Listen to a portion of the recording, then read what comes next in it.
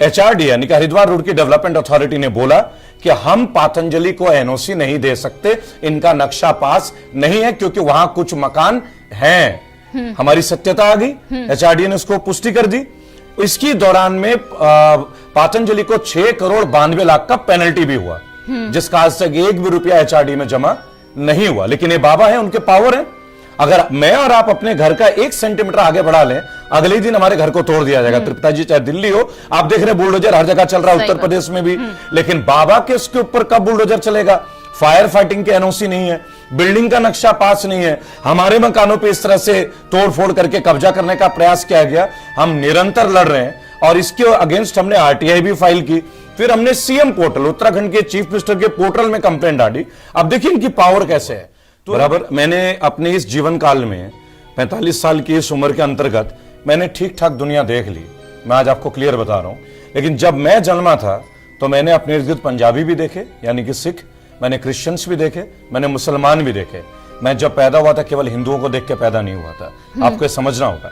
मेरी जन्म टाटा मेन अस्पताल में हुआ। मैं टाटा जमशेदपुर में पैदा हुआ, जो कि पारसी थे, जमशेद जी नसरवान जी टाटा, ठीक है। अब मेरी जो स्कूलिंग है वो सेंट मैरी स्कूल में हुई, वो एक क्रिश्चियन स्कूल में हुई। आप समझिएगा, जिस यूनिवर्सिटी से मैं पढ़ा वो मेरठ यूनिवर्सिटी है, बराबर।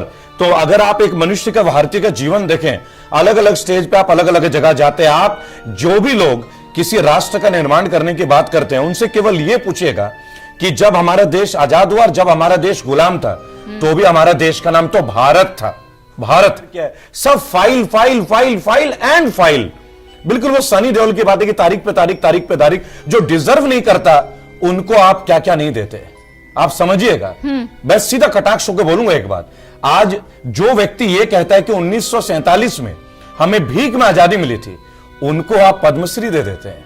और जो 24 गोल्ड मेडल लेके, 8 सिल्वर मेडल लेके, 3 ब्रॉन्ज मेडल लेके आती है, उसे आप बिस्किट बेचने पे मजबूर करते हो। क्या ये भारतीयता है? नमस्कार, मैं हूं तृप्ता आर्य। इंडियाज 18 में आप सभी का स्वागत है हमारे खास प्रोग्राम खास मुलाकात में। फायदा तो खुद को जानने में है, लोगों को खुद वक्त अपने आप सिखा देता है। जी हां, जो पंक्तियां हम जिस व्यक्ति विशेष के लिए बोल रहे हैं, वो अपने आप में एक नाम रखते हैं। जी हां, उनका जो जज्बा है उनके काम से ही पता चलता है। नाम है रेबल श्रद्धानंद पति जी, जिन्होंने अपना पूरा जीवन सामाजिक कार्यकर्ता के रूप में निकाल दिया है और आगे भी वो कर रहे हैं ऐसे लोगों की मदद जो मजबूर हैं, जिनको कोई सता रहा है। आज ऐसे ही व्यक्ति की एक समाज में जरूरत है जो समाज को एक सही दिशा दे सकें। जी हां, आज हमारे साथ मौजूद रहेंगे रेबल श्रद्धानंद पति जी। श्रद्धानंद जी, बहुत बहुत स्वागत है इंडियाज 18 में। सबसे पहले रेबल, जो आपका नाम है रेबल, ये क्या है? श्रद्धानंद पति, बहुत ही प्यारा और यूनिक सा नेम मैं कहूंगी, क्योंकि श्रद्धा भी है, नंद भी है, पति भी है, और जो आगे रेबल है, इसका पूरा मीनिंग हमें समझाइए। जय हिंद, जय भारत। मैं रेबल श्रद्धानंद पति। और तृप्ता जी, पहले आपका विशेष धन्यवाद, आपने मुझे मंच दिया अपने चैनल में बात करने के लिए, अपने विचार रखने के लिए। देखिए, रेबल का अर्थ है बागी। मेरे स्वर्गीय दादा रेबल गंगाधर पति, मैं पश्चिम बंगाल से संबंध रखता हूं, बांकुड़ा जिले से। आजाद हिंद फौज के सैनिक थे मेरे दादाजी। ये शब्द नेताजी के उन तमाम लोगों के लिए दिया गया, रेबल, जो उनके लिए मर मिटने के लिए तैयार थे, जिनका जज्बा था। इकलौते थे मेरे दादाजी उस जमाने में जिसकी इकलौती संतान हो। माँ बाप प्रयास करते थे कि वो घर में रहे, ज्यादा दूर दराज और इस तरह के क्रांति की चीजों में ना रहे। अंग्रेजों के समय की बात थी, शारीरिक यातनाएं काफी देते थे अंग्रेज अगर आप विरोध करें।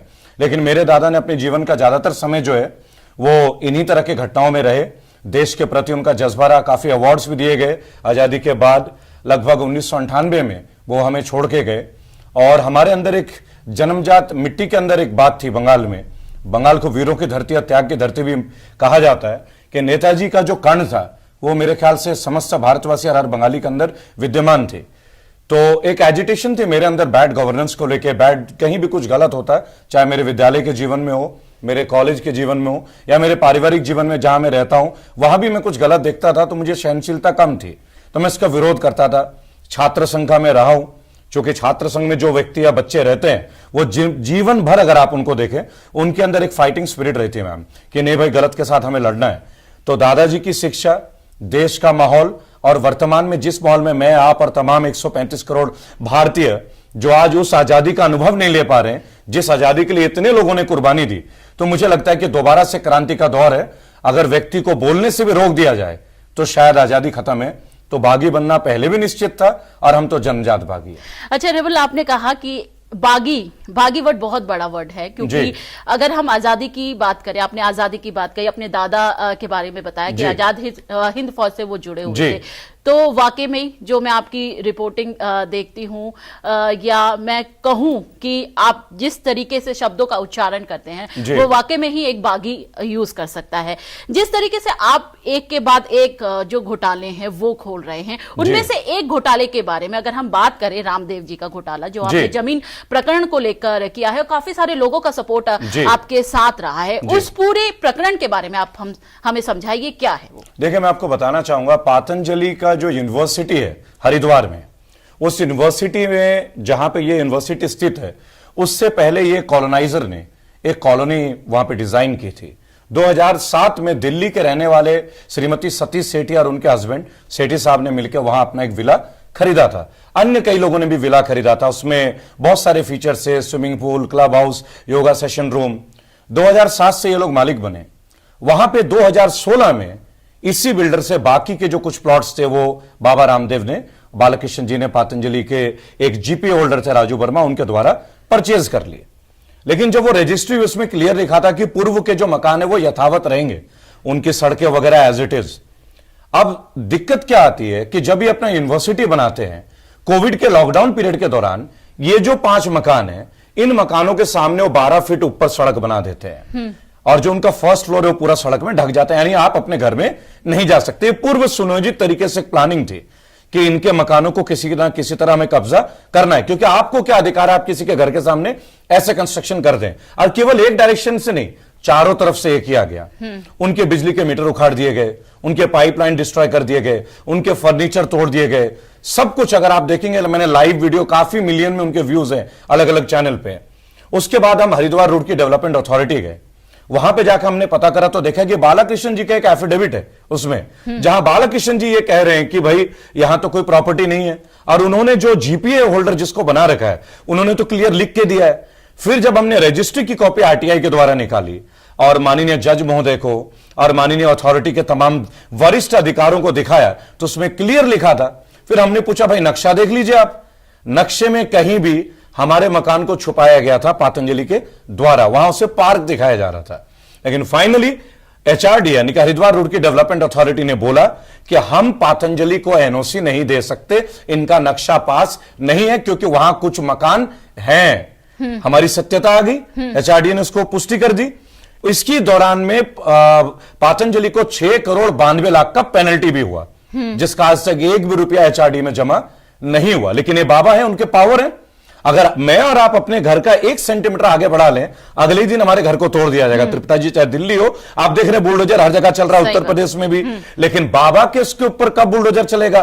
फायर फाइटिंग के एनओसी नहीं है, बिल्डिंग का नक्शा पास नहीं है, हमारे मकानों पे इस तरह से तोड़फोड़ करके कब्जा करने का प्रयास किया गया। हम निरंतर लड़ रहे हैं और इसके अगेंस्ट हमने आरटीआई भी फाइल की।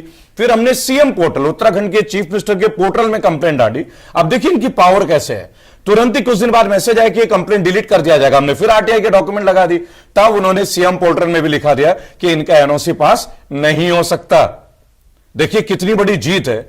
इसी चक्कर में श्रीमती जो सेठी जी हैं, सतीश सेठी के जो पुत्र हैं नवीन सेठी, वो एक बार एसडीएम साहब से मिलने गए, तो लगभग 20-30 बार तो मिल चुके हैं।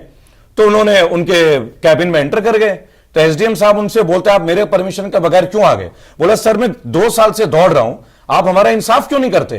क्योंकि एचआरडीए के अधिकारी ने लिख के दिया है अपने सीनियर अधिकारियों को कि तुरंत इसको सील करना चाहिए। वो रिटर्न में है, ऑन गवर्नमेंट पेपर्स वो रिटर्न में है। यानी जो लोअर लेवल ऑफ अधिकारी हैं वो सब, लोअर इन द सेंस कोई मैं मान सम्मान में कम नहीं बोल रहा हूं, पद के हिसाब से, उन्होंने क्लियर मेंशन किया जो लोग सर्वे करने आए थे कि पातंजलि का गलत है, इसके ऊपर कार्रवाई होनी चाहिए। उसके बावजूद उनकी तो कार्रवाई हो नहीं रही है। नवीन सेठी को बैठा दिया गया कि मेरे इशारे के बगैर तुम हरिद्वार के आसपास भी नहीं निकल सकते। आप सोचिए, मकान हमारे तोड़ दिए गए, मकानों पे हम अपना कब्जा नहीं ले पा रहे हैं। आज की डेट में आप देख सकते हैं 14 फीट नीचे चले गए। हमारी इन्वेस्टमेंट है, ये 2016 में आते हैं, जबकि ये लोग 2007, 9 साल पहले से। उसके बावजूद कानून हमारे साथ आज नहीं है। क्यों नहीं है? क्योंकि बाबा का पावर पातंजलि का अपना नाम है। जो पातंजलि के बाबा रामदेव बगैर परमिशन के कोविड पीरियड में कोरोनिल को लॉन्च कर सकते हैं और उनके ऊपर एक भी कार्रवाई नहीं होती।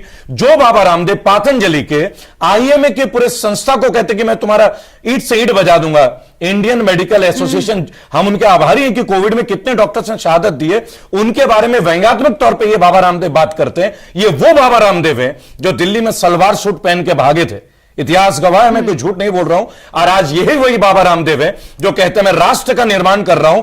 क्या हिंदुओं की जमीन को कब्जा करके हिंदू राष्ट्र का निर्माण हो सकता है या नए भारत का निर्माण हो सकता है? हमारी लड़ाई केवल इस बारे में। अच्छा रेबल, आपने एक बहुत अच्छी बात यहाँ पे कही कि हिंदुत्व को लेकर आगे बढ़ना और हिंदुत्व राष्ट्र का निर्माण करना कितना, क्योंकि आप जो काम कर रहे हैं आपने कोई जात धर्म को देखकर नहीं किया, आपने मुस्लिम लोगों की भी मदद करी है, सिखों के साथ भी आपने काम किया है। वहीं अगर हम किसान आंदोलन की बात करें, क्योंकि किसान हर जगह से, वो यूपी से भी था, वेस्टर्न यूपी से भी था, हरियाणा से भी था, उत्तराखंड से भी था, हर जगह से था, उसमें मुस्लिम भी थे।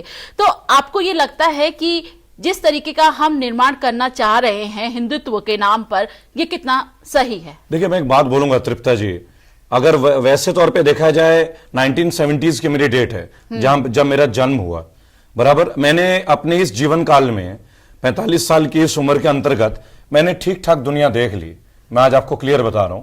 लेकिन जब मैं जन्मा था तो मैंने अपने इर्द गिर्द पंजाबी भी देखे, यानी कि सिख, मैंने क्रिश्चियंस भी देखे, मैंने मुसलमान भी देखे। मैं जब पैदा हुआ था केवल हिंदुओं को देख के पैदा नहीं हुआ था, आपको समझना होगा। मेरी जन्म टाटा मेन अस्पताल में हुआ। मैं टाटा जमशेदपुर में पैदा हुआ, जो कि पारसी थे, जमशेद जी नसरवान जी टाटा, ठीक है। अब मेरी जो स्कूलिंग है वो सेंट मैरी स्कूल में हुई, वो एक क्रिश्चियन स्कूल में हुई। आप समझिएगा, जिस यूनिवर्सिटी से मैं पढ़ा वो मेरठ यूनिवर्सिटी है, बराबर। तो अगर आप एक मनुष्य का, भारतीय का जीवन देखें, अलग अलग स्टेज पे आप अलग अलग जगह जाते हैं, आप जो भी लोग किसी राष्ट्र का निर्माण करने की बात करते हैं उनसे केवल यह पूछिएगा कि जब हमारा देश आजाद हुआ और जब हमारा देश गुलाम था तो भी हमारा देश का नाम तो भारत था। भारत, हम राजा भरत के वंशज हैं, हमें बात याद रखना चाहिए। तो ये हिंदुस्तान वर्ड कहां से आ गया? पहली बात, भाई हम भारत के लिए मरते हैं, हमारा जीवन भारत के लिए समर्पित। हम पहले भारतीय हैं, बाद में हिंदू हैं, मुसलमान हैं, सिख हैं, ईसाई हैं, कंट्री फर्स्ट। मेरी सोच लाइफ की यही है। यही नेताजी सुभाष चंद्र बोस और आजाद भगत सिंह ने और सब ने अपनी कुर्बानी देकर साबित की। तो आज अगर आप इतने साल बाद किसी कम्युनिटी को लेकर फिगर आउट कर रहे हैं तो आपको एक बात सोचना होगा, जो लोग इस बात को करते हैं, क्या रविशंकर प्रसाद के बच्चे इंडिया में पढ़ रहे हैं? क्या कौन गया है एमआईटी में पढ़ने के लिए? क्या सिंधिया जी के परिवार के लोग इंडिया में पढ़ रहे थे? क्या ये आश्रम में पढ़ के आए हैं?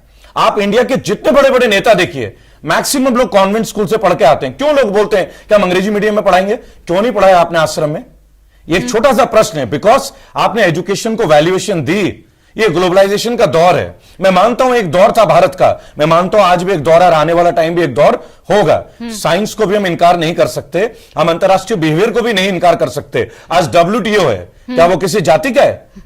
वर्ल्ड ट्रेड ऑर्गेनाइजेशन पूरा विश्व का एक व्यापारिक संगठन है। आप जो तेल बेच रहे हो, आलू बेच रहे हो, ये भी एक संस्था निर्धारित करते हैं और हम सब उसका पालन करते हैं, चाहे आपके डॉलर का रेट, चाहे रुपए का रेट। जब हम इन सब चीजों का पालन करते हैं, जब हम ड्रेस पहनते हैं, मैं कैजुअल पहनता हूं, जीन्स पहनता हूं, क्या मैं लुंगी और धोती और कुर्ता पहन के घूमता हूं या समस्त भारतीय लोग पहन के घूमते हैं? क्या मोदी जी जींस नहीं पहनते? क्या मोदी जी कुर्ता नहीं पहनते या कोट नहीं पहनते? Why doesn't he wears everything? कहीं ना कहीं विचारधारा थोड़ा परिवर्तित होने की जरूरत है। एक देश, एक कानून, एक देश, जाति धर्म से पहले भारतीय होना। आप देखिए नोट पे लिखा रहता है रिजर्व बैंक ऑफ इंडिया, बराबर। भाई वाजपेयी जी की भी सरकार रही, मोदी जी की भी सरकार है, तो कर दो ना रिजर्व बैंक ऑफ हिंदुस्तान। आपने तो वैसे भी सब काम रात को किए ही है, कौन मना कर रहा है? कर लीजिए। देखिए, देश का नाम बदलने से ना देश नहीं बदलेगा, देश की भावना नहीं बदलनी चाहिए। हम भारतीय एक दूसरे के लिए समर्पित हैं। आज हम यूक्रेन के दौर से गुजर रहे हैं, वहां जो लोग हमारे बच्चों की रक्षा कर रहे हैं, क्या वो भारतीय हैं? वो किसी और मुल्क के लोग हैं, किसी और जाति के लोग हैं, किसी और धर्म के लोग हैं। लेकिन मानवता पहले, भारतीयता आपस, अगर आप अर्थ समझे भारतीयता का, मेरे ख्याल से मानवता का सबसे सटीक अगर पर्यायवाची शब्द होगा तो वो भारतीयता होगा। क्योंकि सारे धर्म हैं, हिंदू मुस्लिम सिख ईसाई आपस में हैं भाई भाई। तो रेबल, जब आप इस तरीके के केसेस करते हैं तो बहुत सारी दिक्कतें आती हैं, प्रशासन आपके अगेंस्ट खड़ा है, कुछ फंड्स की भी दिक्कत आती है। इन सबको दरकिनार करते हुए फिर भी आप आगे बढ़े जा रहे हैं और आपने बहुत सारे ऐसे केसेस हैं जो आपने सॉल्व करे हैं। उसी में से एक केस था, एक रुड़की में शायद था, जो आप एक महिला खिलाड़ी थी जो रोड पर मूंगफलियां या ये देहरादून का था। ये हमारे भारत की बहुत गौरवशाली बेटी है, बहन है हमारी। इन्होंने मुझे फोन किया था, इन्हीं की वजह से मैं उत्तराखंड गया था। इनका नाम है दिलराज कौर। ये इंडिया की फर्स्ट स्पोर्ट्स एडुकेटर कोच है। आपको मैं बोलूंगा दीपा मलिक जो ओलंपिक एसोसिएशन के अध्यक्षा बनी हुई है, उनसे ज्यादा degrees and certificate Dilraj Kaur की हैं। उनसे ज्यादा मेडल्स दिलराज कौर के हैं। दिलराज कौर के 24 gold medal, 8 silver medal, 3 bronze medal. अभी भी वो करनी सिंह शूटिंग रेंज में एज ऑफिशियलेट उनको बुलाया जाता है, लेकिन आज वो चिप्स बेच रही हैं, पार्ले जी बेच रही हैं गांधी मैदान के सामने देहरादून में। उनके हाशिए पे सबको रोना आता है, जो भी सड़क से गुजरता है सबका मन जो शिथिल हो जाता है। क्या आप अपने बच्चे को स्पोर्ट्स में लाना चाहेंगे? एक गोल्ड मेडल के लिए पूरी जिंदगी बीत जाती है। सोचिए उस महान लड़की के बारे में, वीर लड़की के बारे में जिसके पिता नहीं है। आज वो किराए के घर में 24 गोल्ड मेडल, अपने आप में एक ऐतिहासिक घटना है। आप समझ रहे हैं तृप्ता जी, कितनी बड़ी बात है। हम कहते हैं बेटा स्कूल में एक मेडल ले आओ तो बहुत बड़ी बात है। जिस लड़की ने राष्ट्रीय अंतर्राष्ट्रीय मुकाम हासिल किया, आज उसको सरकारी नौकरी नहीं है। हम क्या आशा रख सकते हैं सरकार से? हम खेल मंत्री के पास मिले, हमने वहां अरविंद पांडे जी को यह रिक्वेस्ट दी, वहां के एमएलए खजानदास जो राजपुर विधानसभा से, उनके ऑफिस में मैं गया, बकायदा वो वीडियो भी मैंने शेयर किया है। सब file file file file and file. बिल्कुल वो सनी देओल की बात है कि तारीख पे तारीख, तारीख पे तारीख। जो डिजर्व नहीं करता उनको आप क्या क्या नहीं देते, आप समझिएगा। मैं सीधा कटाक्ष होकर बोलूंगा एक बात, आज जो व्यक्ति ये कहता है कि 1947 में हमें भीख में आजादी मिली थी, उनको आप पद्मश्री दे देते हैं।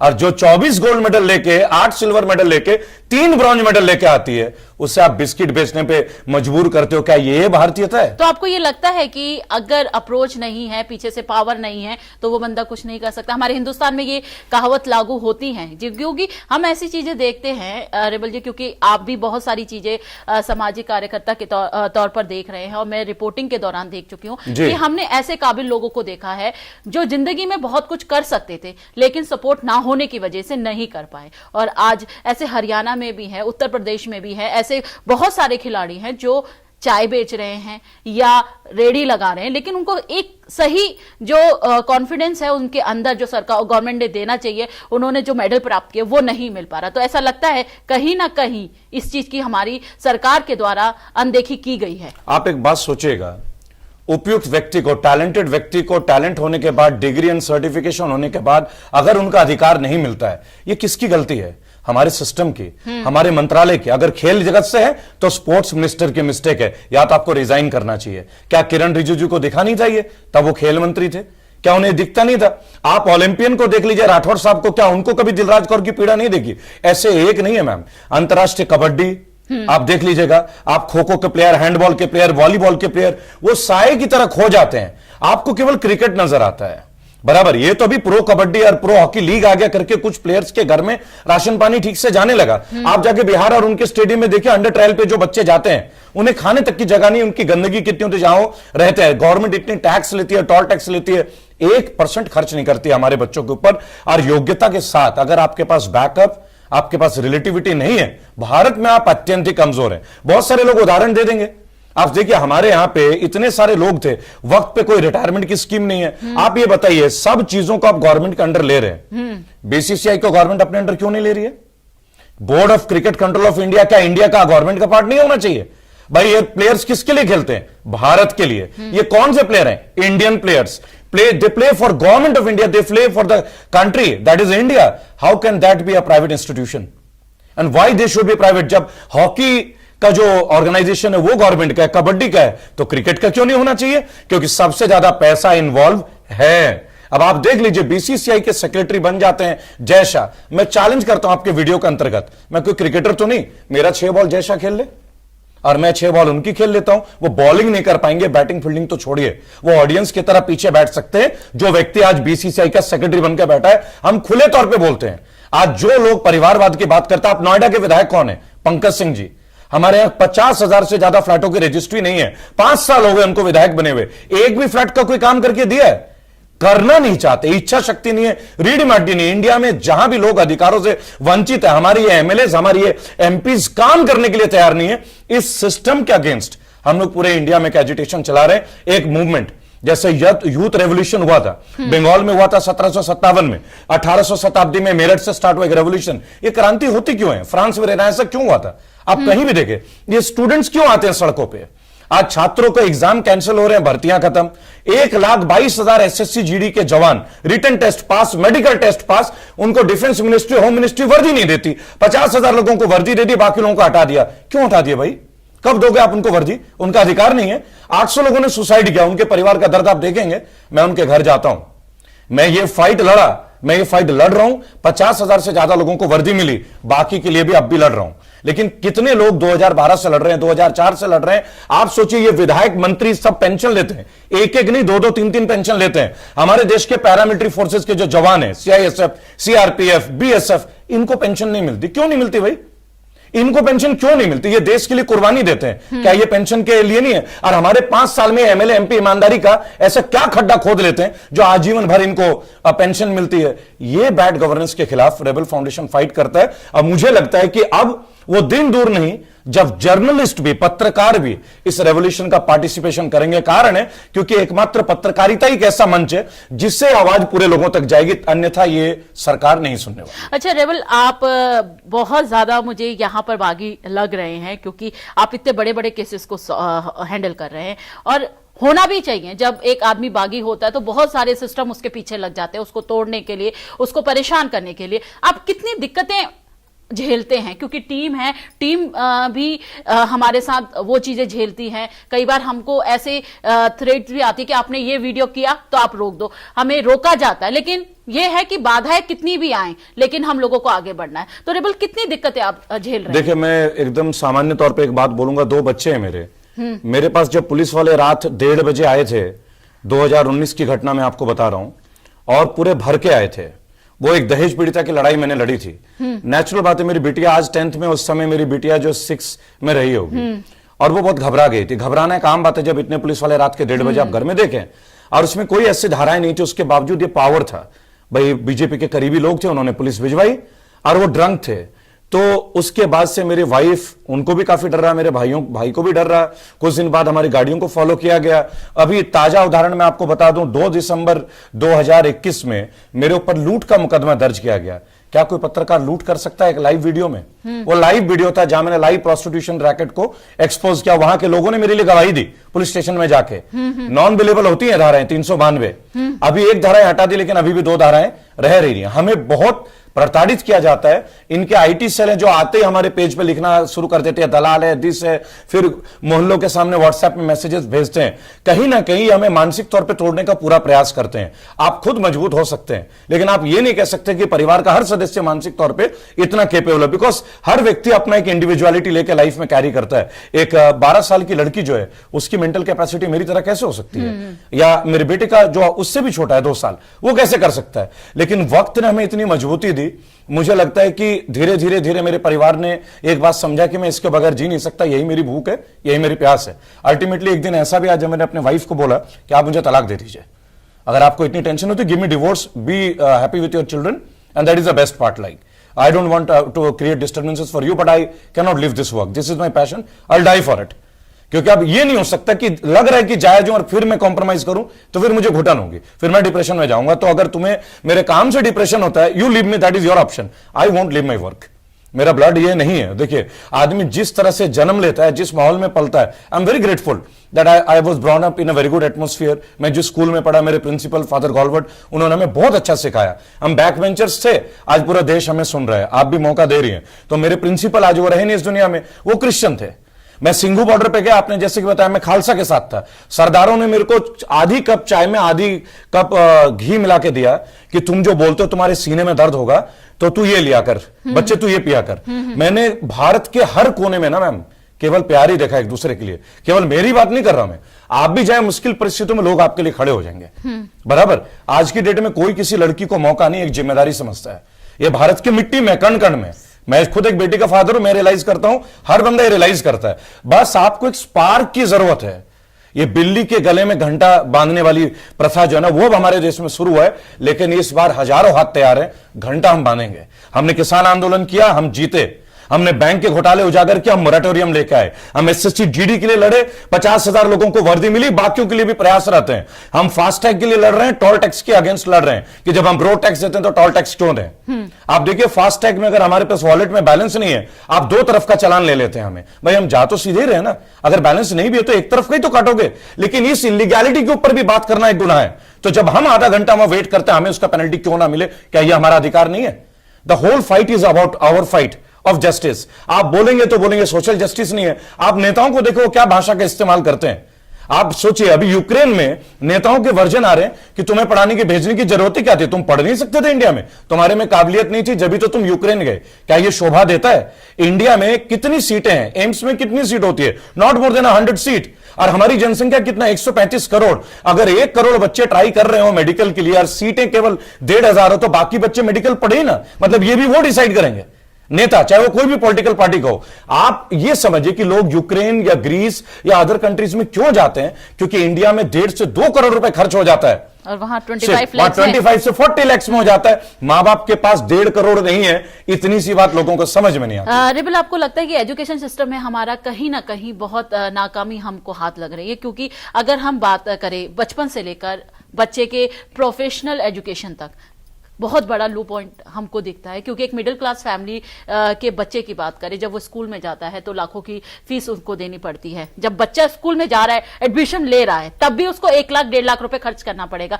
अब क्योंकि यूक्रेन का मैटर यहाँ पे आपने छेड़ा है, और यूक्रेन में ज्यादातर जो बच्चे हैं, हमारे भारतीय बच्चे जो मेडिकल के लिए गए हुए हैं, कहीं ना कहीं एक पैसा भी बहुत बड़ा रीजन था और सीट्स का भी बहुत रीजन था। तो आपको लगता है बहुत बड़ा घोटाला एजुकेशन सिस्टम में हम लोगों को कहीं ना कहीं पीछे खींच रहा है? आप एक छोटा सा चीज कंपेयर कीजिएगा।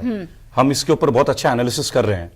इंडिया में हर साल कितने नए कॉलेजेस आते हैं? हर साल नए कॉलेजेस का एफिलिएशन मिल जाती है। Includes BTech, MBA, LLB and other courses, B pharma, D pharma, n number of professional courses including biotechnology, right?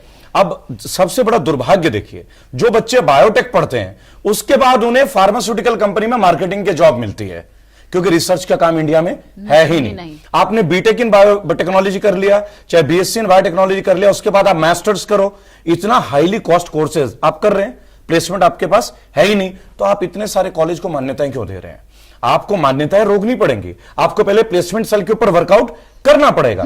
प्रधानमंत्री जी ने एक योजना निकाली थी, प्रधानमंत्री कौशल विकास योजना, पीएमकेवीवाई, बराबर। उसमें उन्होंने बोला सेंटर बनाया जाएगा, इतना बटा इतने का कमरा होना चाहिए, दिस होना चाहिए, दैट होना चाहिए, इंटरनेट होना चाहिए। अरे जब आपने ग्रामीण क्षेत्र के लिए और पहाड़ी क्षेत्र के लिए बनाया था, तो ग्रामीण क्षेत्र और पहाड़ी क्षेत्र में इंटरनेट की कनेक्टिविटी आएगी कहां से? पाइप पर वो कनेक्शन तो आज तक हुआ ही नहीं, वायरिंग तो हुई नहीं। यानी आप बना कुछ आ रहे हो और दिखा कुछ आ रहे हो, और उसके बाद इन्होंने एजेंसीज हायर कर दिए कि वही एजेंसीज अलॉट करेंगे। वो करोड़ों का घोटाला था। जिन लोगों ने सेंटर खोला ना मैम, वो 20-20 लाख रुपए देके तो सेंटर खोले। बाद में गवर्नमेंट ने बोला इतना बच्चा आपको लेना है, आपको बच्चों से फीस नहीं लेनी, हम देंगे। और उसके 6 महीने के बाद गवर्नमेंट ने यह बोलना शुरू कर दिया उनको प्लेसमेंट दो, तब हम तुम्हें पैसे देंगे। उन्होंने ब्याज से पैसे लेके बिल्डिंग बनाई, आज उनकी जमीन भी गई, ब्याज भी गया। आज वो कहां पे है? इंडिया के अंदर ना प्लेसमेंट है ना एजुकेशन का कोई सिस्टम है। हमारे जो मंत्रालय है ना मैम, आप कंपेयर कीजिए, मोदी जी जब गवर्नमेंट में आए, ये सवाल मोदी जी का नहीं है कि मेरा कोई एजिटेशन उनके साथ, मैंने अपना लाइफ का पहला वोट उनको दिया, तो मेरी एक्सपेक्टेशन तो रही होगी ना उनके ऊपर। भाई जिन्होंने 70 साल के रेजिम को उखाड़ा, उनमें कुछ तो नई बात होगी, इसलिए तो मैंने आपको वोट दिया। परिवर्तन, मोदी जी माने परिवर्तन। अब आप सोचिए, जब वो प्रधानमंत्री बने और इलेक्शन जीत के आए, उन्होंने स्मृति ईरानी जी को एजुकेशन मिनिस्टर बना दिया, बराबर। ये वो स्मृति ईरानी जी थी जिन्होंने अपने एफिडेविट में लिखा था कि मैं ग्रेजुएट हूं, और जब उनको क्रॉस चेक किया, बोला अरे मैं तो भूल गई, मैं तो 12वीं पास हूं।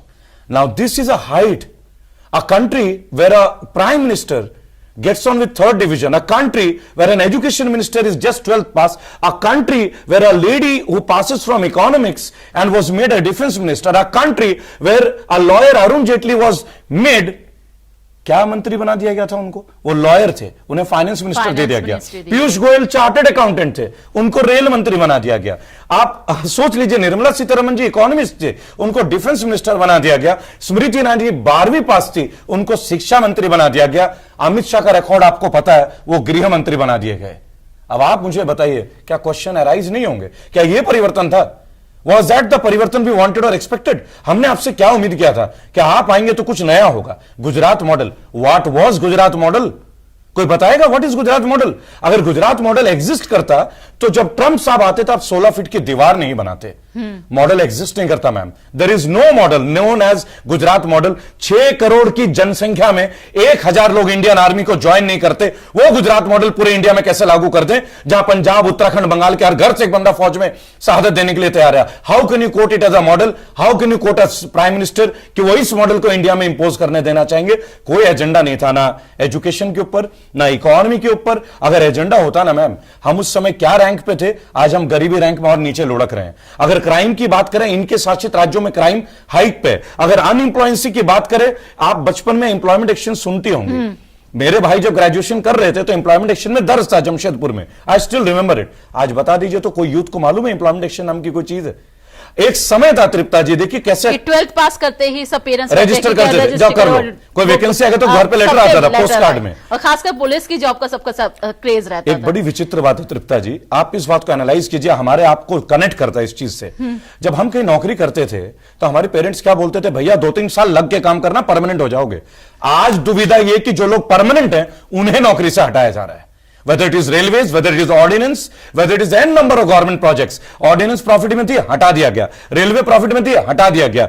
LIC प्रॉफिट में थी, हटा दिया गया। आप समझ रहे हैं कारण क्या है? कारण है कि they don't want to facilitate the common Indian man. क्या इन्होंने अपने पेंशन को रोका? नहीं। इन लोगों की सैलरी की वृद्धि हुई, उसकी वृद्धि को रोकी? नहीं। 4000 यूनिट बिजली फ्री है इनको। क्या काम करते हो जो 4000 यूनिट बिजली लेते हो? यहां पे मैं आपको रोकना चाहूंगी, जैसे कि राहुल ने कहा था हम दो हमारे दो, क्या कहेंगे? देखिए, मैं 2 बच्चों का ही पिता हूं और मुझे लगता है कि बहुत सारे लोग, चाहे हिंदू, मुस्लिम, सिख, ईसाई कोई भी हो, जो मेट्रो सिटीज में रहते हैं, जैसे कि आपने बोला कि स्कूल की फीस कॉलेज की इक्विवेलेंट है। मेरे बच्चों का फीस 7000 पर मंथ एक बच्चे का जाता है, ट्यूशन फीस स्कूल का, राइट? आप 7000 कैलकुलेट कर लीजिए तो 84,000 रुपए, एक तरह से 1 लाख क्रॉस जाता है। बस वगैरह लेके 1.5 लाख के आसपास पहुंच जाता है, राइट? 1.5 लाख यानी 10 साल का कितना हो गया? क्या ये बीटेक पढ़ रहे हैं? उसके बाद बच्चों को ट्यूशन पढ़ना पड़ता है। सिस्टम को समझिएगा, एजुकेशन का कोई पैटर्न नहीं है, कोई मैंडेटरी नहीं है। क्या उन टीचर्स को फुल स्केल का पे स्केल मिलता है? नहीं मिलता है। यह प्राइवेटाइजेशन स्कूल का मींस मोनोपोली है। यूपी में इन्होंने कॉम्पोजिट फीस कर दिया, कोविड में पूरा फीस देना पड़ा हम लोगों को। What is composite fees? लोगों की सैलरी नहीं आई, लोगों की नौकरी छूट गई, आपने क्लासेस नहीं किए, आपके एक्सपेंसेस रिड्यूस हुए, गवर्नमेंट ने कोई स्टेप नहीं लिया, किसी के लिए स्टेप नहीं लिया। अब हम दो और हमारे दो, आने वाले टाइम में आप एक बात देखेंगे, लोग जो सिंगल पेरेंट भी बनते हैं ना एक बच्चे का, शायद उसके ऊपर भी लोग थॉट लेंगे। देखिए, बच्चा होना, जन्म लेना बड़ी बात नहीं है। आप उसे किस माहौल में परवरिश दे रहे हैं, कैसे उसका अपब्रिंगिंग कर रहे हैं, that is all life is all about. How the upbringing of your children shows the legacy of your family. आपके फैमिली का क्या एथिक्स है, वो आपके अपब्रिंगिंग क्लियर करेगा। आपके अचीवमेंट्स, आपकी प्रॉपर्टीज, आपकी गाड़ियां, it has got nothing to be connected with your children. If they acquire good knowledge, they stand in good position for serving the motherland, that shows your upbringing and the culture of your blood line. Actual में भारतीयता ये थी। नेताजी सुभाष चंद्र बोस के मानने वाले जितने आजाद फौज के लेडीज थी जिन्होंने मैरिज नहीं की, 78 साल की भोपाल में जो रहनुमा खान थी, वो बर्तन धोती थी, किसी का हेल्प नहीं लिया। क्यों नहीं लिया? कि जब तक हाथ पैर चल रहे हैं मैं किसी का हेल्प नहीं लूंगी, राइट? डिग्निटी के साथ, राइट? हमें नहीं चाहिए प्रॉपर्टी, हमें एक्सेल, क्योंकि जिनके प्रॉपर्टी थी आज वो नहीं है, तो क्या उनके बच्चे और वंशज कामयाब है? Nothing like that. आपका एजुकेशन ही आपका साथ देगा। अब इंडिया में सबसे बड़ा स्ट्रगल है एजुकेशन। गवर्नमेंट की कोई पॉलिसी नहीं। मोदी जी क्यों बोल रहे हैं अन्न फ्री में दे दोगे? आज केजरीवाल जी ने बिजली फ्री दी तो तुम लोग भी बोलते हो बिजली दो। अरे मत दो ना यार बिजली फ्री, मत दो ना ration free. Hospital and education free कर दो, इंडिया अपने आप में सब क्लिक कर लेगा। We only need education and hospitality. Reason है, गरीब क्या सोचता है, हम बीमार ना पड़े, पैसे नहीं है। और गरीब क्या सोचता है, मेरे बच्चे पढ़ लिख जाए। कोई पाव भाजी बेचने वाला कभी चाहेगा मेरा बेटा पाव भाजी बेचे? हर लाइफ की अपनी स्ट्रगल वो हमेशा चाहेगा मेरा बेटा अपग्रेड हो, मेरी बेटी अब जाए। वो एजुकेशन से ही आप जा सकता है, not by become literate, by become educated. There's a vast difference between these two words, literate and educate. तो वो एजुकेशन जो है ना, वो प्राइमरी लेवल से आता है। और हमारे इंडिया में प्राइमरी लेवल से आप क्या चीजें पा रहे हैं? हर बच्चे को नोटिस आ जाता है, प्लीज सबमिट योर फीस। क्या बच्चों को साइकोलॉजिकली इंपैक्ट नहीं पड़ता? क्या गवर्नमेंट इंटरफेयर नहीं करना चाहिए? क्या सीबीएसई वालों को इंटरफेयर नहीं करना चाहिए? एक साल में प्राइवेट स्कूल 50 तरह का नोटिस देके कोई ना कोई उगाही कर लेते हैं। क्यों भाई? आज हम स्कूलों के अंदर ड्रेस खरीदने, जूते खरीदने, क्या स्कूल का काम है किताब कॉपी और जूते बेचना? इसके ऊपर भी सवाल उठाना गलत है। लेकिन इसमें केजरीवाल जी ने एक बहुत अच्छा स्टेप लिया था कि स्कूलों में एजुकेशन के नाम पर ना किताबें बेची जा रही ना ड्रेस, वो आप बाहर से भी लेते हैं। इसमें आम आदमी पार्टी ने बहुत बड़ा स्टेप लिया। देखिए मैं एक बात बोलूंगा, उन्होंने जो गवर्नमेंट स्कूल के तरीके को चेंज किया, I appreciate it, I appreciate. लेकिन मेरा क्वेश्चन है वहां भी कि आपने गवर्नमेंट स्कूल के स्टैंडर्ड को अपडेट किया, पब्लिक स्कूलों में स्टॉप किया उन्होंने ड्रेस और बराबर। हाँ। लेकिन अगर आप ये बता दें हमें कि आपने स्कूलों में पढ़ाई का तरीका तो बदल दिया, आप कर दिया, लेकिन जनसंख्या बढ़ाने के बारे में आपने क्या किया? उन स्कूलों में कितनी सीटें बढ़ गई? अगर 5 साल पहले भी उतनी बच्चे पढ़ते थे और अब भी उतनी बच्चे पढ़े तो चेंज कुछ भी नहीं आया, क्योंकि 5 साल में पॉपुलेशन भी राइज किया है। आपने नए कितने स्कूल बनाए, दैट इज द क्वेश्चन, ताकि प्राइवेट स्कूलों में जाना ही ना पड़े। क्यों जाए हम प्राइवेट स्कूल? मैं उस दिन केजरीवाल जी को बिलीव करूंगा 101%, जिस दिन दिल्ली में प्राइवेट स्कूल बंद होंगे। क्यों बंद नहीं हो सकते? क्या सरकार के पास जमीन नहीं है? सरकार डीडीए की फ्लैट बना के बेच सकती है। एक स्कूल के लिए कितनी जमीन चाहिए होती? 5 एकड़, 25 बीघा जमीन। दिल्ली गवर्नमेंट के पास क्या जमीनें नहीं है? आप सोचिएगा इस बात को, बहुत दूर का मैसेज है। अगर 50 स्कूल खुल गए दिल्ली में, क्या प्राइवेट स्कूल की जरूरत रह जाएगी? क्या प्राइवेट? क्योंकि you can take the help of private teachers, public and government partnership, कोई भी इसके ऊपर वर्क नहीं कर रहा है। अच्छा रेबल जी, आपने एक यूपी के हॉस्पिटल का मुआयना किया था, दादरी गवर्नमेंट हॉस्पिटल, दिखाया था कि जगह जगह बहुत ज्यादा गंदगी है, लेकिन स्वच्छ भारत अभियान की तरफ फोकस आपने किया था। क्या थी पूरी घटना वो? देखिए मैं आपको बताऊं, मैं दादरी के मुख्य सरकारी अस्पताल में गया, वहां पे आपने पहली बार देखा होगा कि कहीं भी जाओ कि कूड़ेदान के अंदर कूड़ा होता है, लेकिन वहां का कूड़ादान कूड़े के अंदर पड़ा हुआ था। एम्बुलेंस जो है वो ईंटों में थी। मानता हूं एक्सीडेंटल हो सकते हैं, मानता हूं टूट फूट हो सकती है, रिपेयर भी तो होगी। जो गवर्नमेंट की पार्किंग है, जहां पे एम्बुलेंस पार्क किए जाते हैं, वहां डॉक्टर्स की गाड़ी पार्क होती है। पूरे अस्पताल को कॉमन पार्किंग में कन्वर्ट कर दिया गया। लोग वहां पे गाड़ी पार्क करते हैं, जाके शॉपिंग करते हैं। दादरी का बाजार बड़ा फेमस है। कैबिन्स के हालात देखिएगा। होम्योपैथी के डिपार्टमेंट में डॉग्स, बेगर्स, हर जगह आपको कैटल दिखेगा, शीप। वो वेटरनरी हॉस्पिटल नहीं है, that is a hospital for human beings. और वहां चारों तरफ आप समझ लें, बायो वेस्ट के जो चेंबर्स हैं सब ब्लॉक्ड हैं, सब बंद हैं। मैं एक जगह गया जहां एक डिलीवरी हुई, वो भी मेरे लाइव है वीडियो में। वहां पे बताया गया, आया ने मुझे बताया कि डॉक्टर्स नहीं है ड्यूटी में। उसी अस्पताल का 2 साल पहले का एक वीडियो था, रीता बहुगुणा जोशी जो कि स्वास्थ्य मंत्री, में वीडियो आपको शेयर कर देता हूं। उन्होंने बोला कि अरे यहां तो हिसाब ही खराब है, मैं 12 बजे के आई हुई हूं, 2 बजे तक तो डॉक्टर नहीं आते। बीजेपी की ही हेल्थ की मिनिस्टर स्टेट की, खुद वहां विधायक तेजपाल नागर भी मौजूद है, मैं वीडियो भी आपको सेंड कर देता हूं। तो जब आप ही के राज्य में डॉक्टर्स नहीं आ रहे हैं, और हर डॉक्टर के प्राइवेट क्लिनिक, आप एक बात समझिएगा, इतनी अच्छी सैलरी के बाद भी अगर लोगों को इतना स्ट्रगल करना पड़े, तो फिर आप सरकारी अस्पताल मत खोलिए। फिर आप बोलिए कि हमारे पास कुछ भी सरकारी नहीं है।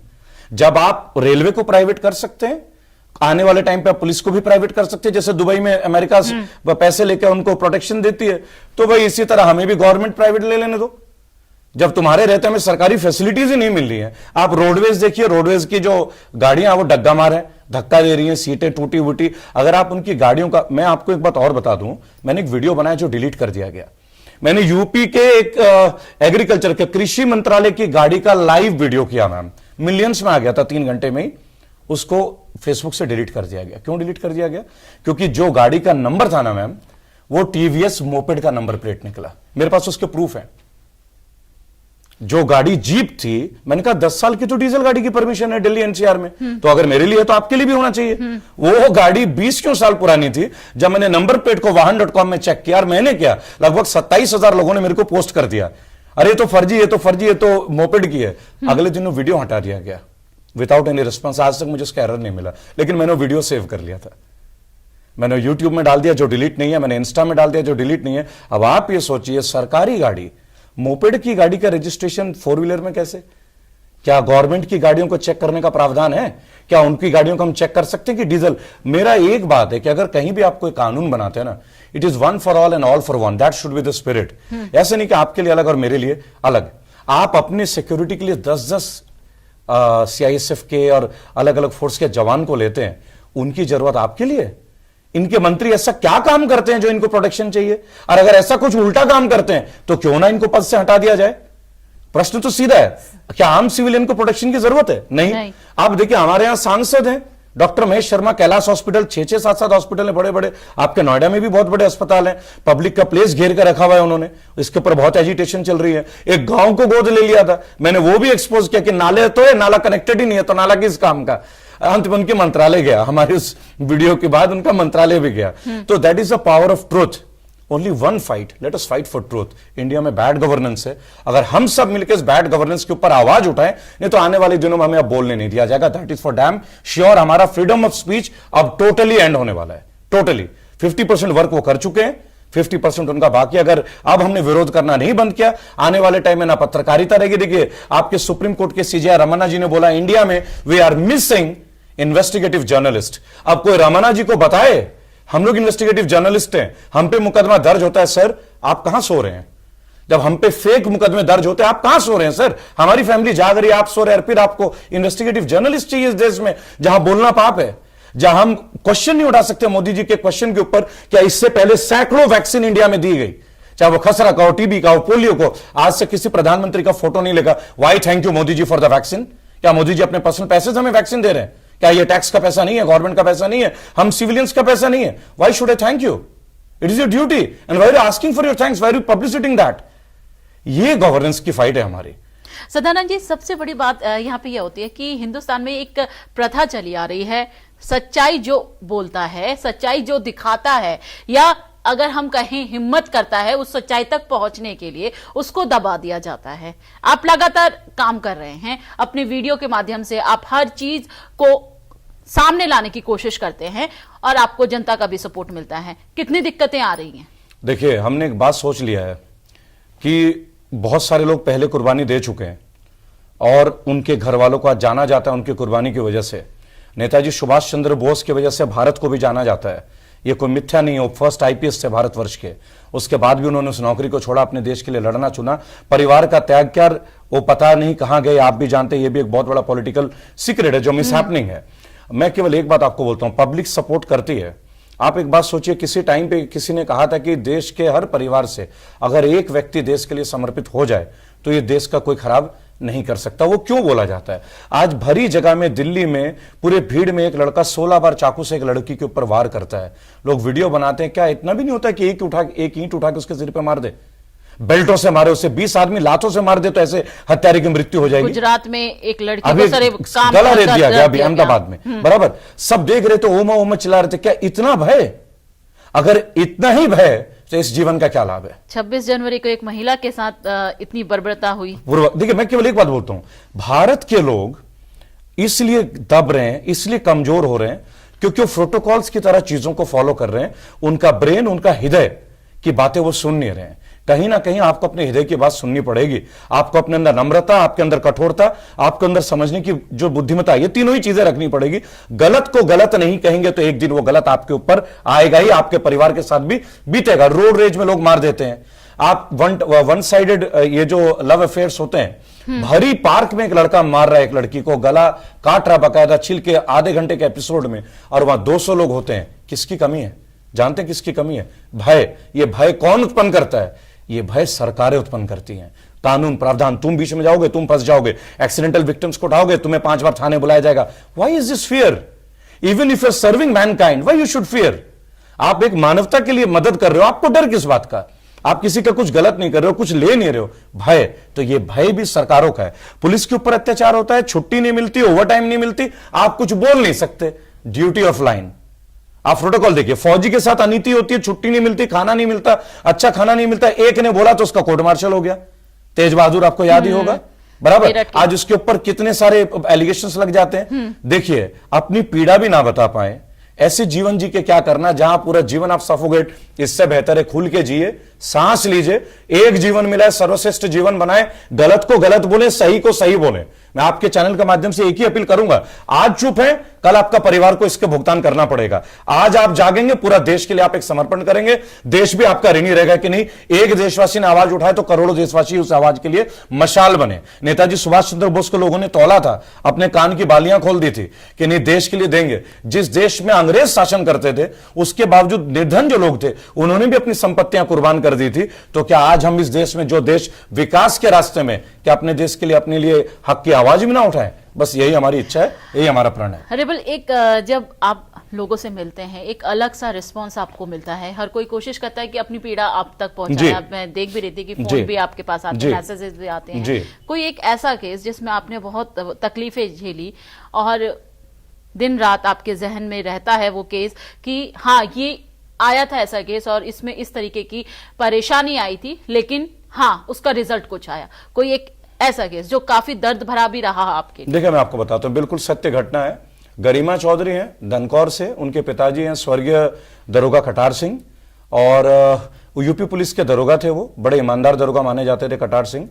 उनकी बेटी की शादी मेरठ में अमित नाम के एक लड़के से होती है और बच्चे भी होते हैं। 2 बच्चे होने के बाद वो अमित जो है किसी और लड़की के साथ रहना शुरू कर देते हैं। आए दिन इनके साथ मारपीट करते हैं उनके माता पिता।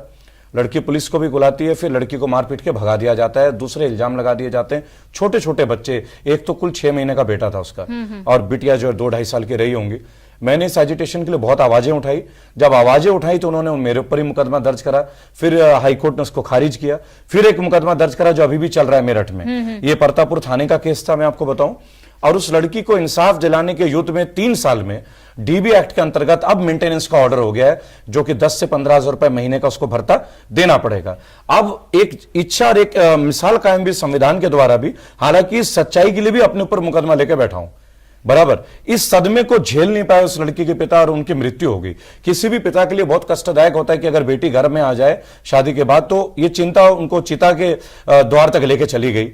मुझे ये कष्ट बहुत रहा कि मैं उनके जीवित रहते रहते अधिकार नहीं दिला पाया। लेकिन देखिए, जो होना था वो तो मैं नहीं कर सकता था, लेकिन अपना प्रयास जारी है। तो अब माननीय कोर्ट ने आदेश भी दे दिया, बहुत जल्दी अब इस लड़की को पूर्ण इंसाफ मिलेगा। तो अगर उस परिवार का ये जो खुशी है, ये जो, और इसमें एक और भी अच्छे आदेश है कि जिस दिन से कंप्लेंट फाइल हुई है उस दिन से उनको मेंटेनेंस मिल रहा है। तो that is the best part. Like, अरे ये लड़का एक मिलियनियर लड़का था जो एक्सयूवी गाड़ी, VIP numbers, bullet, royal Enfield companies, और ये टीवी में बकायदा एड्स करके बेचता था चीजें, आयुर्वेद के मेडिसिन। उसके बावजूद इसने इस लड़की को कहीं का नहीं छोड़ा। तो देखिए, हमारे पास वो केसेस आते हैं, acid victims, dowry victims, rape victims, नौकरी से जो भगा दिए जाते हैं, अभी जैसे क्लीनर्स की लड़ाई लड़ते हैं, मेरे पास उनके केसेस आते हैं जिनके लिए कोई लड़ने को तैयार नहीं, या जो बिल्कुल ही गरीब परिवार से संबंध रखते हैं, जो बिल्कुल ही कमजोर तबके से। तो मुझे यही काम करना है तृप्ता जी, क्योंकि मुझे लगता है कि कोई कमजोर नहीं, एक कमजोर का हाथ दे दोगे तो कमजोर भी बलिष्ठ बन जाएगा। इसी तरह हम ह्यूमन चेन बना सकते हैं। देखिए, अगर देश के प्रधानमंत्री चाय वाले से प्रधानमंत्री बन सकते हैं, तो क्या हम अपने देश में उन लोगों का अधिकार दिलाने के लिए कुछ नहीं बन सकते जो अपने अधिकारों से वंचित है? केवल एक ज्यूरिस्डिक्शन की तो बात है, प्रॉपर डिपार्टमेंट से कनेक्टिविटी की तो बात है। 1 और 1 11। आज हमारे साथ करोड़ों लोग जुड़ रहे हैं, कहीं भी जा रहे हैं, अधिकारी भी हमें सम्मान दे रहे हैं। ये उस बात की एक मिसाल है। लेकिन हाँ, इतनी टेंशन होती है कि पारिवारिक जीवन बहुत डिस्टर्ब होता है मैम, और पर्सनल लाइफ नाम की कोई लाइफ नहीं रह जाती इसके बाद। क्योंकि सबसे ज्यादा डिस्टर्ब वही फैक्टर करता है कि आप कहीं भी जाए। मैं लास्ट 4 साल में कोई भी फैमिली मैरिज अटेंड नहीं किया। रीजन बीइंग क्या है कि मेरे फैमिली के भी बहुत सारे लोग हैं जो बीजेपी का आइडियोलॉजी से प्रेरित हैं, और मुझे उनसे कोई प्रॉब्लम नहीं है, लेकिन उनको मेरे से प्रॉब्लम होती है। Like whenever I meet someone, अरे यार तुमको ये सब करने की क्या जरूरत है? उनको ये नहीं दिखाई देता कि जब उन्नाव कांड में एक बेटी जो है इंसाफ की गुहार लगाते रह गई, लेकिन उन्हें कुलदीप सेंगर की बात नहीं दिखाई देती कि लड़की के पिता की हत्या हो जाती है, लड़की की हत्या हो जाती है, लड़की के वकील की हत्या हो जाती है, 3 हत्या हो जाती है, उसके बावजूद भी इनके जज्बा नहीं जागते। तो मैं ऐसे यारी दोस्ती, रिश्तेदारी, भाईचारा, संतान छोड़ने के लिए तैयार हूं। जो इन मुद्दों में साथ देगा वो मेरा कुछ नहीं, या मैं उनका कुछ नहीं। एक जुनून आपके अंदर है समाज को सुधारने का। अच्छा रिबल, आपने फाइट अगेंस्ट पॉलिटिकल करप्शन को लेकर एक मुहिम छेड़ी हुई है, क्या है वो मुहिम? देखिए, हमारा एक बैड गवर्नेंस के अगेंस्ट है। मैं एक छोटी सी बात आपको एग्जांपल देता हूं। एक एमएलए की तनख्वाह कितनी होती है? 1.5 लाख, ज्यादा से ज्यादा 2 लाख हो जाएगी अब, राइट? अगर 5 साल वो एमएलए रहता है तो कितना होता है? आप कैलकुलेट कर लीजिएगा, 1 करोड़। अब 1 करोड़ रुपए कमाने वाले के घर में एमएलए बनने के बाद 5-5 40 लाख की गाड़ी तो आ नहीं सकती, फार्म हाउसेस तो आ नहीं सकते, बैंकेट हॉल तो बन नहीं सकते। तो हम ये एक प्रश्न पूछते हैं आपके चैनल के माध्यम से भी कि जो लोग भी इनके पत्नी होते हैं, बड़े बड़े ब्यूरोक्रेट्स, ऑफिसर्स और ये सो कॉल्ड नेता, कि आप लोग अपने हस्बैंड्स या अपने वाइफ्स को नहीं देखते क्या कि अगर 1.5 लाख की तनख्वाह है तो 50-50 लाख, 2-2 करोड़ की गाड़ियां आपके घर में खड़ी कैसे होती हैं? आप लोग जो विलास खरीदते हैं, पैसे कहां से आते हैं? क्या यह प्रश्न नहीं आता है? अगर आप लोग फॉरेन टूर्स करते हैं, क्या इतने पैसे आप सेव कर लेते हैं? एक छोटा सा प्रश्न है। यानी अगर आप इसको जानते हुए भी चुप हैं, तो आप अपने घर में करप्शन को बढ़ावा दे रहे हैं। यानी आपके व्यक्ति उतने ही जुर्म के हैं जितने कि आप भी उतने ही भागीदार हैं। एक छोटा सा प्रश्न है, अगर आप ऑनेस्टी के साथ काम करें, पूरे सड़क में हर कोई आपको सैल्यूट करेगा। सीधी सी बात है, काम को सम्मान हर कोई देता है। बड़े बड़े मजदूर नेता थे जिनकी कुर्बानी आज भी लोग देखते हैं। आज भी बहुत सारे अच्छे लोग हैं, ऐसे नहीं कि सभी बुरे हैं। मैं दिल्ली पुलिस के कई अधिकारियों को जानता हूं जो बिल्कुल साधारण जीवन जीते हैं, अनगिनत बार उनके ऊपर अटैक्स हुए, जिनके बच्चे स्कॉलरशिप में पढ़ रहे हैं। रीजन क्या है? रीजन केवल एक है, आपकी अपब्रिंगिंग। आपके अंदर क्या अपब्रिंगिंग, आप अपना अपब्रिंगिंग कैसे करता, आपका थॉट एंड लिविंग सिंथेटिक क्या है। देखिए, मैं गर्व से एक बात बोलूंगा, मेरा बेटा अगर अच्छा ना हो पढ़ने में, अगर वो ईमानदारी से होटल में डिश भी क्लीन करे, I will be very proud that he is working in an honest way, he want to live his life in honest manner, that is all I want. अगर आपके अंदर पोटेंशियल है तो आप आगे बढ़ोगे, आप मेहनत करो, आगे बढ़ो। किसी का देख के पैसा लेके दूसरे के ऊपर अत्याचार के करके अगर आप आगे बढ़ने को जरिया समझते हो, और अगर उस जरिए को आप पॉलिटिक्स समझते हो, तो अब उस पॉलिटिकल रिफॉर्मेशन का टाइम आ चुका है। एक चाय वाला प्रधानमंत्री बन सकता है तो और भी बहुत लोग प्रधानमंत्री तो नहीं बनेंगे। सड़क से संसद हमने भेजा था, दोबारा संसद से सड़क लाने का काम हम ही लोग करेंगे, वहां उन्हीं लोगों को पहुंचाएंगे जो इसके हकदार हैं। अच्छा रेबल, क्योंकि पूरी फैमिली आपके साथ है, जैसे कि आपने बताया कि 2 बच्चे हैं, वाइफ आप के साथ है, वो आपके काम को समझने लगे। लेकिन जिस तरीके से जुनूनी काम हम लोग करते हैं, जिस तरीके से हम लोगों के हेल्प करने के लिए आगे आते हैं, कई बार ऐसा होता है कि हमें परिवार भी नहीं समझ पाता। परिवार का सपोर्ट मिलना एक बहुत जरूरी होती है। यहां पर हम आपकी पर्सनल लाइफ में, हालांकि आपने बताया कि काफी दिक्कतें आई, डिवोर्स तक की बात पहुंच गई, कितना सपोर्ट अब मिलता है? देखिए, मैं आपको एक बात बताऊं, ये तो मैंने बोला था मेरी वाइफ को कि मैं ये रास्ते नहीं छोड़ूंगा, तुम्हें चाहते हो तो तुम तलाक ले लो भैया, सीधी बात है, right. See, I was married in 2004 and our marriage is of 2 different castes. I'm a Bengali Brahmin and she's a Jat. We both are from different communities, and we both belong to the family of patriots. मैं भी patriotic family से belong करता हूं, वो भी patriotic family, क्योंकि वो तो एनसीसी की डीप कोर मेंबर रही है, मेरे से ज्यादा जुनूनी वो रही है, पर उसका जीवन का एक तरीका अलग है, मेरे लाइफ पार्टनर का, मेरा जीवन का तरीका अलग है। वो सब चीज संवैधानिक तौर पे ज्यूरिसडिक्शन के तरीके से करना चाहती हैं, और मैं हर चीज सड़क के लेवल पे करना चाहता हूं, क्योंकि मुझे लगता है कि उस प्रोसेस में अगर मैं गया तो पता नहीं मुझे कितने साल लगे। ये भी एक चीज है, और ये चीज रियलिटी हम फेस करते हैं। देखिए, डिफरेंसेस ऑफ ओपिनियन बहुत आते हैं। फॉर एन एग्जांपल, मेरे जो बच्चे हैं वो स्वच्छ भारत को बहुत बिलीव करते हैं। मैं जब गाड़ी में भी जाता हूं तो कभी चिप्स वगैरह के पैकेट नहीं वो करने देते हैं, तो मोदी जी का एक इंपैक्ट उनके ऊपर था, and I salute him for that कि नहीं, आपने एक अच्छा काम किया, बच्चों ने उसको सीखा। It is a good thing, आप अच्छा करेंगे तो हम क्यों नहीं अच्छा बोलेंगे, पहली बात। But the thing is, ideologies और फैमिली लाइफ और वर्किंग लाइफ जब आप इस तरह का करते हैं ना, ये भी एक अलग ही लाइफ है। मैं आपको बताऊं, सारे दिन लोगों का सुनना, रात 1:30 बजे तक लोग आपके घर के पास आ जाना, नीचे से कि सर बिल्कुल चलिए, देखिए मेरे लड़के को मार रहे हैं, बचाइए, थाने में एफआईआर दर्ज नहीं हो रहा है, चाकू मार दिया है, ब्लड नहीं हो रहा है, एम्स में उनको एंट्री नहीं मिल रही है, मेदांता में मेरे साथ ये गड़बड़ हो रहा है, मेरी पॉलिसीज है, मेरे पैसा नहीं मिल रहा, मेरे हस्बैंड को डेथ के इतने साल हो गए। इस तरह की इश्यूज जब आते हैं ना, आप बिलीव नहीं करेंगे, कई बार तो ट्रॉमेटिक रहता है मैम। तो पहले क्या होता है ना मैम, सबको लगता है ये चीजें, लेकिन आप किसी विक्टिम के घर से एक बार होके तो आइए, आप किसी ऐसे घटना से मिलकर आइए, आप चूंकि खुद एक क्राइम रिपोर्टर रही हैं, अगर आपने एक निशंक हत्या किसी की देख ली, अगर आपने किसी मदर की पीड़ा देख ली कि मेरा बेटा नजीबगंज जंग जो है इतने दिन से नहीं है, आप उनकी मदर की पीड़ा को तब समझेंगे जब आप उनके घर में 2 बार बैठेंगे, और एक कप चाय आपको कहानी समझा देगा कि दर्द होता क्या है, राइट। मेरी वाइफ कश्मीर में थी कुछ दिनों के लिए, स्कॉलरशिप में उन्होंने बीएड किया, जिनके कॉलेज से बीएड किया वो उनको बेटी की तरह मानते हैं। लास्ट ईयर मैं कश्मीर गया था, वहां भी मैं अरेस्ट किया गया था, तो मैं कश्मीरी पंडितों के घरों में गया था, तो देखा क्या स्थिति है, कुछ भी नहीं दिया उनको। आज भी उनको माइग्रेंट रखा गया, माइग्रेंट, ट्रांजिट माइग्रेंट्स। तो जब मैं वहां से आ रहा था तो खादिम सर की वाइफ जो है, उन्होंने मेरे को पकड़ा, मेरे गालों में प्यार किया, और मेरी वाइफ को फोन करके बोला, मेरे बच्चे का तूने क्या हाल कर दिया, तो इसे रोकती क्यों नहीं है, वो कश्मीरी है, मुसलमान है, उनको मेरे लिए इतनी फिक्र है। सीधा थिंग, 2003 में मेरी वाइफ कश्मीर थी, 2003, दिस इज 2022, ऑलमोस्ट 18-19 ईयर्स। वो रो गए, उनके बच्चे तो बहुत छोटे थे, आज they are about to be married, means they are like my parents. Abdul Rahman Khadim, उनका कॉलेज है Green Valley College of Education Pampore में, एंड शी लिटरली क्राइड। तो मैंने केवल एक बात देखा तृप्ता जी, ये इतना बेहतरीन देश है ना भारत, मैं बहुत देश घूम आ चुका हूं, ये इतना बेहतरीन देश है, इस देश में इस फोन के माध्यम से आपके विचार को लोग नतमस्तक हो जाते हैं, लोग आपको अपना समझने लग जाते हैं कि नहीं हमारा ही बच्चा है, ये मेरा ही भाई है या मेरा ही बेटा है। जिस देश में बिना मिले इतना प्यार हो सकता है, उस देश में आप बांट के प्यार की राजनीति करोगे तो उस देश का अच्छा कैसे हो सकता है? आप कैसे बोल सकते हैं कि भारत तरक्की कर रहा है? भारत की तरक्की तो तब होगी ना मैम जब भारतीयों की तरक्की होगी।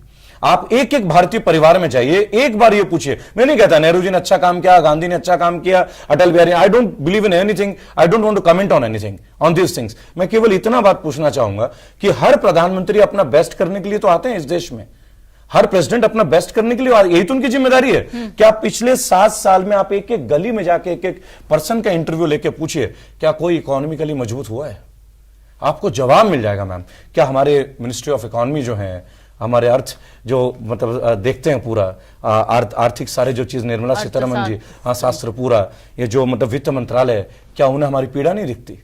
क्या उन्हें हमारा कष्ट नहीं दिखता? हमारी फीस बढ़ गए, हमारे खर्चे बढ़ गए, इनकम हमारे नीचे हो गए, कोविड में लोगों को काम नहीं मिला। जिस देश में कोई रिलैक्सेशन किसी को नहीं मिलता, कोविड के दौरान इन्होंने फास्टैग लेके आ गया, जब हम घर से नहीं निकल रहे थे, जो नंबर प्लेट फ्री का था, आज हम 1400 रुपये नंबर प्लेट का पे कर रहे हैं। क्या ये मजाक नहीं है?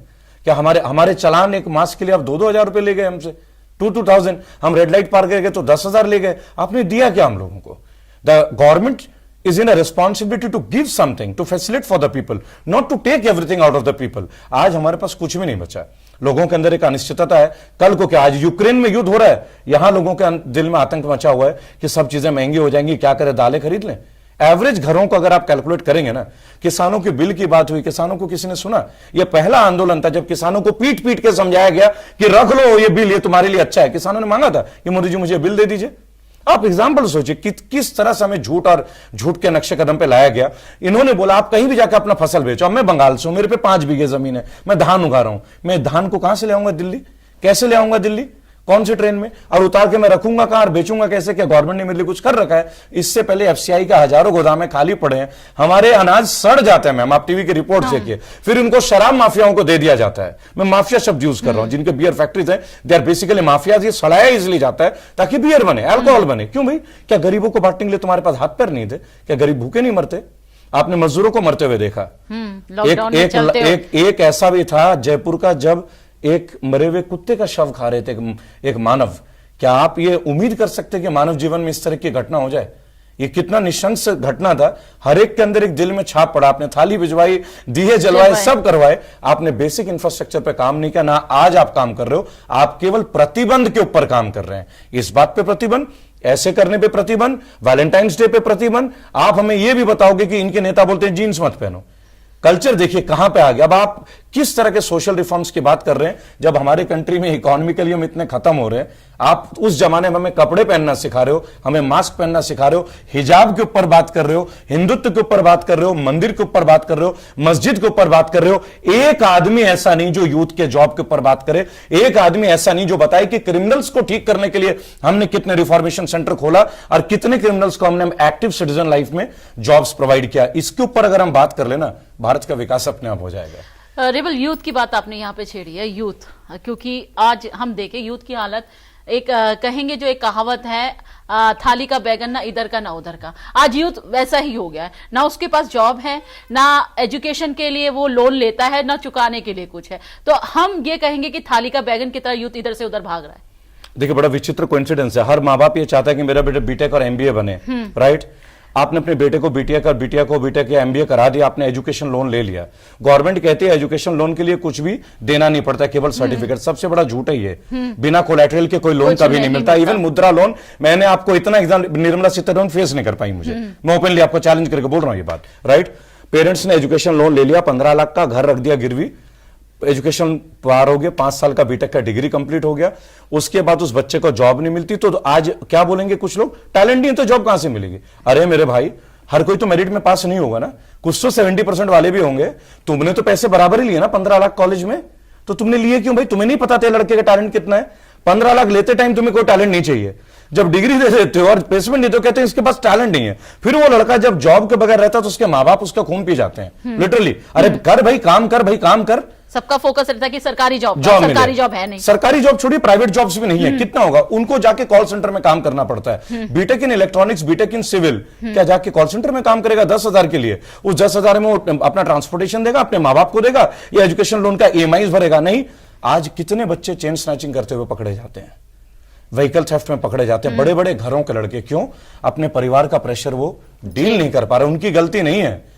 इसीलिए मैंने बोला इतने कॉलेजेस मत खोलिए, इतने डिग्रीज मत बांटिए कि प्लेसमेंट सेल आपका हो ही ना। पहले प्लेसमेंट के ऊपर आप गठित कीजिए टीम। हमारी गवर्नमेंट के पास कोई सोच ही नहीं है। क्या है नीति आयोग? क्या है नीति?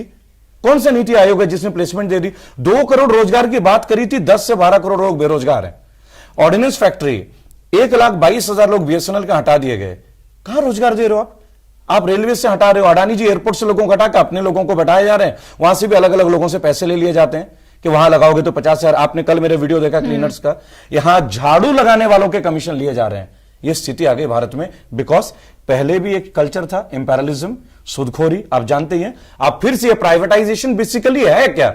जिस देश में सरकारी मशीनरी मजबूत नहीं है और प्राइवेटाइजेशन मजबूत है, उस देश में सरकार मजबूत नहीं है, प्राइवेटाइजेशन ही मजबूत है। डोनाल्ड ट्रंप हमेशा पैसे देते थे रिपब्लिकन्स को, डेमोक्रेट्स को। एक दिन उनको सोच में आया ना कि मैं इनको पैसे देता हूं, मैं क्यों ना प्रेसिडेंट बन जाऊं। बन गए ना। अब हमारे देश के सोच और विजन, हमारे देश के पूंजीपति भी कल को ये करने लगे, तब क्या होगा? कहां रह जाएगी मतलब निष्पक्षता? अगर इंडस्ट्रियलिस्ट बन जाए ये सब, फिर तो रतन टाटा को बन जाना चाहिए था प्राइम मिनिस्टर, अंबानी जी को बन जाना चाहिए था प्रेसिडेंट। फिर हमें क्या? अब देखिए, ना पिछड़ों की बात है, ना यूथ की बात है, ना लेडीज की बात है। लेडीज सिक्योर नहीं है। क्यों नहीं है? आपके पास मोबाइल सिक्योरिटी फोर्स ही नहीं है। जनसंख्या के अकॉर्डिंग, पॉपुलेशन के अकॉर्डिंग किसी सिटी में आपको प्रोटेक्शन नहीं मिलेगी। आप वैकेंसीज क्रिएट ही नहीं कर रहे हो। वैकेंसीज है, आप दे ही नहीं रहे हो एम्प्लॉयमेंट। क्यों? क्योंकि आप खजाना नहीं रख रहे हो उनके सैलरी देने के लिए। आपने पीएफ रोक दी। बहुत जल्दी आप देखिएगा पुलिस में भी बहुत सारी चेंजेस आने वाले हैं। आएंगे। वो दिन दूर नहीं जब ये इंडियन आर्मी का भी पेंशन बंद कर दे, वो दिन दूर नहीं। क्योंकि जब पैरामिलिट्री का करा तो इनका भी करेंगे आज नहीं तो कल। जब इन्होंने ऑर्डिनेंस खत्म कर दी, इन्होंने बीएसएनएल खत्म कर दिया, एलआईसी खत्म कर दी, ओएनजीसी खत्म कर दी, रेलवेज खत्म कर दी, ये किसको छोड़ेंगे? कहां है हमारी government machinery? 100% FDI. East India company क्या थी? 100% ही घुसी थी ना, 5% बोल के। आज आपने 100% कर दिया, तो दूरदर्शिता कहां है? हम ऐसे देश हैं, हमारा पड़ोस हमसे खुश नहीं, हमारी फॉरेन पॉलिसी खत्म। नेपाल में चाइना, बांग्लादेश में चाइना, श्रीलंका के पोर्ट में चाइना, मॉलडीव्स में चाइना जो हमारा स्ट्रैटेजिक पार्टनर था, बर्मा में चाइना पहुंच गया। आप एक जगह तो बताइए, आप एक जगह बताइए। हमारे इससे पूर्व के जो सरकार थे, रशिया हमारा स्ट्रैटेजिक पार्टनर था। इंदिरा गांधी के टाइम पर रशिया हमारा सबसे बड़ा पार्टनर था, बराबर। लास्ट टाइम भी उन्होंने हमारी मदद की, कारगिल वॉर के दौरान भी हमारी मदद की। आज क्या हाल है? आज रशिया ने कितनी मदद कर दी हमारे बच्चों को कीव से लाने में, यूक्रेन से लाने में। सिंगल ड्यूटी में भी हमारी कोई सपोर्ट नहीं मिला। रेवल, आप हमारे साथ जुड़े हुए हैं, हमें बहुत अच्छा लग रहा है। हालांकि ये हमें मन नहीं कर रहा कि हम इस इंटरव्यू को यहीं रोके। इंडियाज 18 के दर्शक आपको सुन रहे हैं, एक ऐसा मैसेज जो हर भारतीयों के दिल को खोल दे। देखिए, मैं केवल एक बात बोलूंगा। अगर मैं 2 बच्चे का पिता और एक साधारण मध्यम वर्ग परिवार से रेबल सदानंद बागी बन सकता हूं, तो आप भी बन सकते हैं।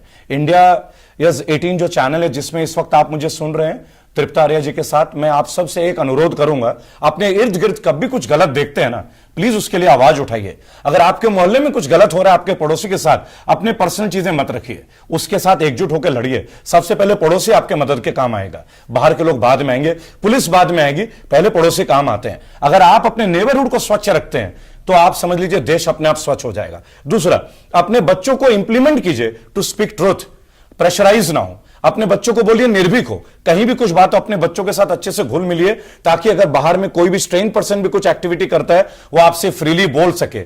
दूसरा, अपने बच्चों को वीरता की कहानियां सुनाएं, लक्ष्मीबाई का, तात्या तोपे का, भगत सिंह का, आजाद का। हम देखते हैं ऐसे मूवीज, केसरी जैसे मूवीज दिखाइए। इसलिए दिखाइए कि वीरता भी जो है ना भावनात्मक चीज है, और भावना को ही भावना जन्म देती है। दूसरा, अपने लड़के के ऊपर विशेष ध्यान दीजिए, अपने लड़की से पहले इक्वालिटी रखिए। और हर पेरेंट से मेरा एक हाथ जोड़ के विनती होगा, हम जब कहते हैं ना हमारे लिए बेटी और बेटा समान है, कहने से नहीं होना चाहिए।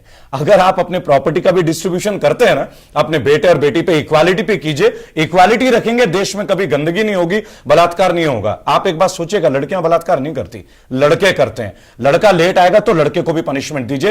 पहली निगरानी लड़के को रखिए, लड़के को सिखाइए अपनी बहन के साथ कैसे चलना है, अपनी बहनों को कितना रेस्पेक्ट देना है। अल्टीमेटली पूरे सोसाइटी में मैसेज जाएगा। प्रॉब्लम तब है कि आपका बेटा रात को लेट आए, आपका हस्बैंड लेट आए तो कोई बात नहीं, आपकी बेटी अगर जॉब करके या आप अगर लेट आते हैं, आपके घर में कमेंट होता है, अपने घर से रिवाइवल लाइए। आपका घर ही सबसे बड़ा दुनिया है, और सच के लिए आवाज उठाइए। अपने लेवल का सपोर्ट हमेशा कीजिए, अपने लेवल का सपोर्ट। कई बार फेसबुक पे एक छोटा सा वीडियो भी देखते हैं ना, वो शेयर भी एक बहुत वाइटल रोल प्ले करता है, क्योंकि विचारधारा ऐसे ही फैलती है। ये देश विचारों का देश है, हम भारतीय हैं, विचारों से बने, विचारों से जुड़े, विचार के लिए मरते हैं, विचारों के लिए प्राणों का त्याग भी दे देंगे। इसी एक विचार से पूरा विश्व हमें मानता है। स्वामी विवेकानंद की धरती है, महर्षि दयानंद सरस्वती की धरती है, आजाद की धरती है, एपीजे कलाम की धरती है, सुभाष चंद्र बोस की धरती है, वीरांगना लक्ष्मीबाई की धरती है। याद रखिएगा, बच्चों को नियमित तौर पर इसको सिखाइए। जिस भी रिलीजन को मानते हैं उसमें आस्था रखिए, किसी और रिलीजन के प्रति कोई कटाक्ष ना रखे। जय हिंद, जय भारत। सदानंद जी, इंडियाज 18 से बात करने के लिए बहुत बहुत धन्यवाद।